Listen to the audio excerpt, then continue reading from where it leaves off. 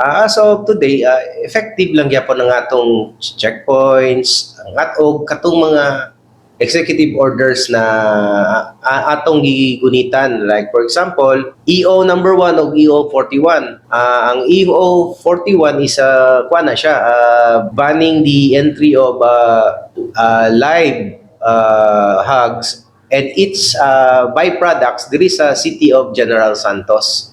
Then sa mga checkpoint naagid na kanang manulod na mga hayop, especially baboy. Pero karon nag-intensify nato ang checkpoint kay naa na po'y mga emerging and re-emerging diseases na naana sa ubang nasod, like for example kanang foot and mouth disease. So check gid tag mayo baski dili baboy, mga livestock like for example kanding and baka, gina-check gid nato na ilhang mga shipping permit, except katong executive order number 1 kay pero ang rason ng executive order number 1 is kanang mga baboy sa South Cotabato, pass by lang na sila diri kay para sa diretso sa pier paadto sa kuan, dili na siya ginabagsak gid diri sa Jansan.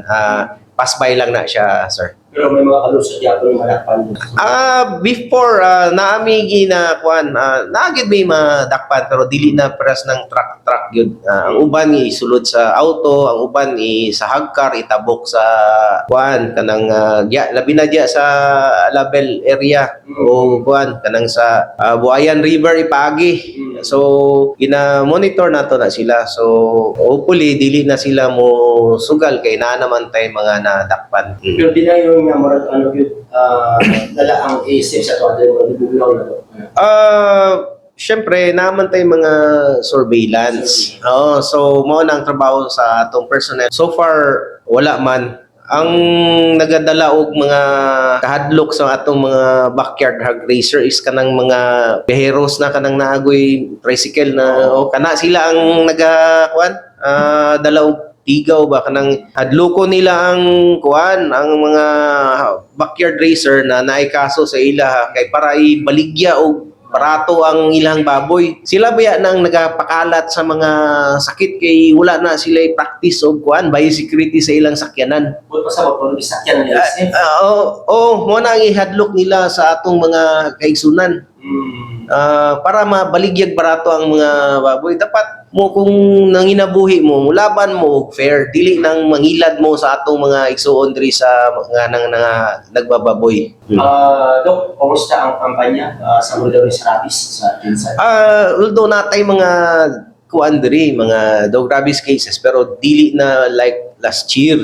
So nakuan ginato na ginahimo nato ang unsang kuan, dili day ma-eradicate, makontrol nato. So ato mga schedule nata sa Conel and Barangay Fatima. Then aside sa rabies vaccination natay mga impounding o IEC sa grassroots.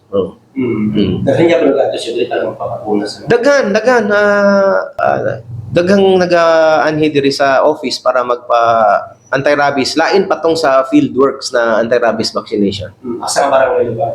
Sa usually ang nagabalik-balik sa Barangay San Isidro, kanang relocation site sa kanang diha kay ngano man, actually nasa atong ordinance kanang responsible pet ownership of General Santos, series of 2009, kanang mga nagpuyo sa mga relocation site is bawal mag-alaga og hayop, especially mga iro. So nana siya dito sa atong ordinance number 2 series of 2009. Ang title ana is Responsible Ownership of the City of General Santos. So sa Isidro daghan iro dili siya daghan pero naa siguro sa karong tuiga katulo na nag-positive diha og rabies.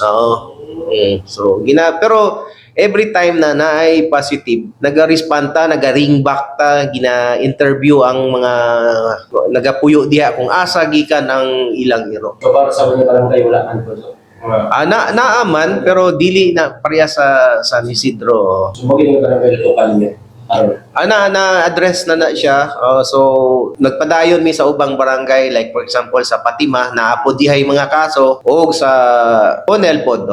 Kasi mensahe mo sa mga gabuhig, hilig sa mga hero. Be a responsible pet owners. Ayaw ninyo ipataka o pagawas ang inyong mga iro. So, dapat naana sa mga inyong tugaran. Wala iro sa kalsada.